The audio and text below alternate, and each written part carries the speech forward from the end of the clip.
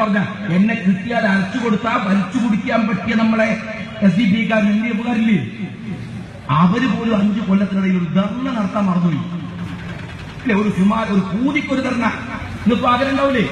അത് നടത്താൻ ഞാനിത് അറിയാനിട്ടല്ല, ഞാൻ പറയാത്ത കാര്യങ്ങള് നിങ്ങൾ വലിയ വളവന്മാരാ. ഞാൻ പറഞ്ഞ അപ്പൊ നടത്തും, ഇപ്പൊ പറഞ്ഞ സമയമില്ലല്ലോ. ഞാൻ പറഞ്ഞ അപ്പൊ നടത്തും. നിങ്ങൾ മറന്നുപോയതാണ്. എന്ത് പറഞ്ഞിട്ടാ നടത്തുക? എന്താ വിമർശിക്കുക? എന്താ ചോദിക്കുക? അല്ലേ? എന്ത് പറഞ്ഞിട്ടാണ് നിങ്ങൾ നടത്തുക? നിങ്ങൾക്ക് ഉന്നയിക്കാൻ കഴിഞ്ഞില്ല. 5 കൊല്ലം കഴിഞ്ഞിട്ട് ഞാൻ നിങ്ങളുടെ മുമ്പിൽ വോട്ട് ചോദിക്കാൻ വരുന്നതിന്റെ ആത്മധൈര്യം എന്താണെന്ന് എന്റെ പ്രിയപ്പെട്ട സഖാക്കളോട് പറയട്ടെ. അത് റോഡും പാലമൊന്നുമല്ല, വമ്പിച്ച വികസനമൊന്നുമല്ല. പക്ഷേ 5 കൊല്ലവും നിങ്ങളുടെ നാട്ടിൽ ജീവിച്ച് എന്റെ കൈവെള്ളയിലൂടെ കോടികൾ മറിഞ്ഞുപോയിട്ടും എന്റെ പേരിൽ ഒരു കത്തനുറുപ്പിയുടെ അഴിമതി ആരോപണം ഉന്നയിക്കാൻ നിങ്ങൾക്ക് കഴിഞ്ഞില്ല എന്ന ആത്മവിശ്വാസമാണ് നിങ്ങളുടെ മുമ്പിൽ വീണ്ടും വോട്ട് ചോദിച്ചു വരാൻ എന്നെ പ്രേരിപ്പിക്കുന്നത്. എനിക്ക് ഏറ്റവും ഇഷ്ടമുള്ള എന്റെ നേതാവ്, ഞാൻ ഒരിക്കലും നടക്കില്ലെന്നറിഞ്ഞിരുന്നു ആവണമെന്ന് ആഗ്രഹിക്കുന്ന എന്റെ നേതാവ് CH മുഹമ്മദ് കോയ സാഹിബ്. CH പറഞ്ഞിട്ടുണ്ട്, കഴിവുകേട് ഒരു കുഴപ്പമല്ല, പക്ഷേ ഞങ്ങളുടെ കൂട്ടത്തിൽ കഴിവ് കെട്ടവരുണ്ടാകാം, അഴിമതിക്കാരുണ്ടാവരുത്.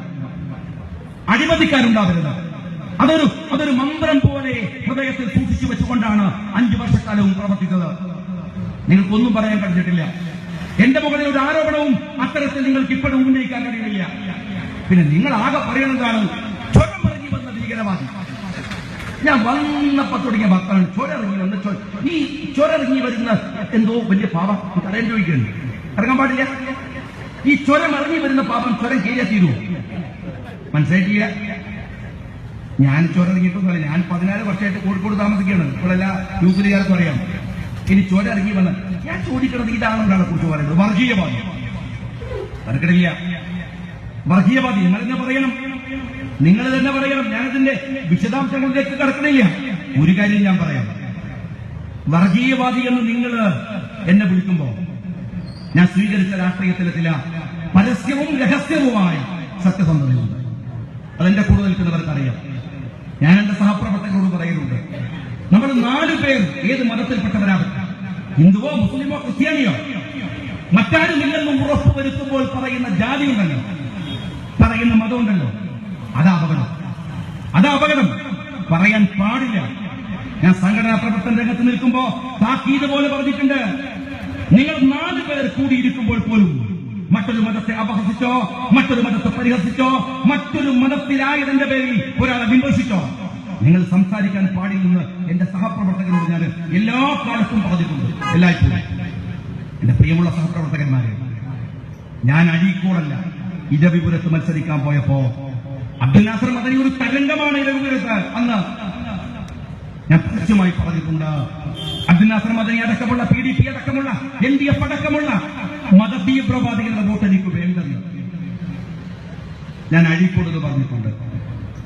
രണ്ടാമത് വന്ന് മത്സരിക്കുമ്പോഴും ഞാൻ പറയുന്നുണ്ട്, ഞങ്ങളോട് പറയട്ടെ, നിങ്ങൾ എന്തൊക്കെ പറഞ്ഞാലും അഴീക്കോട് തോറ്റാലും ജയിച്ചാലും എന്റെ സന്തോഷം എന്തായിരിക്കും അറിയോ? ഞാനിവിടെ ഇവിടെ വന്ന് മത്സരിക്കുമ്പോ നിങ്ങൾക്ക് കിട്ടിയ വോട്ടിന്റെ 10-1 വോട്ട് പോലും നിങ്ങൾക്ക് കിട്ടാത്ത വിധത്തിൽ അഴീക്കോട് നിങ്ങളെ പിടിച്ചുകെട്ടാൻ കഴിഞ്ഞാൽ അതായിരിക്കും എന്റെ സന്തോഷം. ഞാൻ ജയിക്കുന്നതിനേക്കാൾ കൂടുതൽ എന്റെ ആഹ്ലാദമാണ്, എന്റെ സന്തോഷം എന്താണ്? നിങ്ങളെന്നെ മതതീവ്രവാദി എന്ന് വിളിച്ചില്ലേ? ഞാൻ നിങ്ങളെ വെല്ലുവിളിക്കുകയാണ്. തെരഞ്ഞെടുപ്പ് പ്രചരണത്തിന് വേണ്ടിയിട്ട് ദിവസവും പോസ്റ്റർ ഉണ്ടല്ലോ, നിങ്ങൾ കമന്റ് ചെയ്യുന്നുണ്ടല്ലോ, പുതിയ വീഡിയോസ് ഇറക്കുന്നുണ്ടല്ലോ. നിങ്ങൾ ആൺകുട്ടികളാണെങ്കിൽ പറ, SDP അടക്കമുള്ള സംഘപരിവാർ അടക്കമുള്ള മതതീവ്രവാദികളുടെ വോട്ട് എന്റെ പെട്ടിയിലിടരുത് എന്ന് പറയാൻ നട്ടെല്ലിന് നടുപ്പുറത്ത് നട്ടല്ലില്ലാത്ത MP ജയരാജനാണ് എന്നെ മതവർഗീയവാദി എന്ന് വിളിക്കുന്നത് എന്ന് ആലോചിക്കുമ്പോ സഹതാപമുണ്ട്, സങ്കടമുണ്ട്. ഞാൻ പരസ്യമായിട്ടാണ് പറയുന്നത്. പരസ്യമായിട്ട് നിങ്ങൾ എന്താ പറയാത്തത്? വോട്ട് കിട്ടിയാൽ ഏത് മതവർഗീയവാദികളെയും മനുഷ്യനെ തമ്മിൽ തല്ലിക്കുന്നവനെയും അവന്റെ ചോര കുടിച്ച് ജീവിക്കുന്നവനെയും വോട്ട് വേണമെന്ന് വിചാരിക്കുന്ന പണിയുണ്ടല്ലോ. ഞാൻ പ്രതീക്ഷിക്കുന്നത് അഴീക്കോട്ടിലെ മാന്യമായ ജനങ്ങളുടെ വോട്ടാണ്.